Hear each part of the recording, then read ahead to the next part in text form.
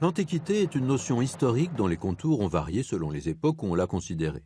Et le sens du mot a changé, aussi bien par rapport au temps que par rapport à l'espace.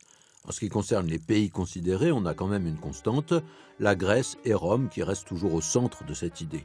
Il vient s'y agréger d'autres pays en fonction des intérêts, des connaissances.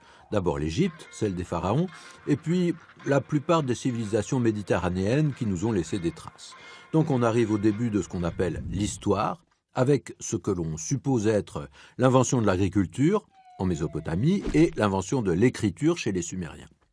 Et l'Asie alors, elle échappe à cette notion. Si l'on pense à la Chine, à l'Asie du Sud-Est, au Japon, on ne les range pas dans cette catégorie parce que les Occidentaux ne s'intéressent à l'histoire asiatique qu'assez tardivement et probablement parce que l'Asie ancienne n'est pas sentie comme l'ancêtre de l'Europe, trop lointaine, trop étrangère. Si les origines de cette période qu'on appelle l'Antiquité sont floues, on semble être plus d'accord pour savoir quand elle se termine. La période de la décadence de l'Empire romain, l'installation des barbares sur son sol est souvent considérée comme une Antiquité tardive.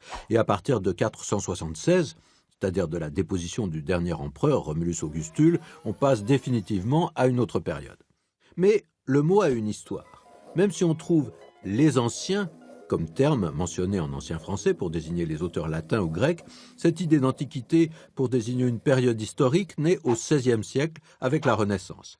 Et l'Antiquité apparaît alors comme une époque, bien sûr, mais tout autant comme une référence, un regard historique qui passe au-dessus du Moyen-Âge, jugé obscur et barbare, et se pose sur une période qui va fonctionner comme un modèle.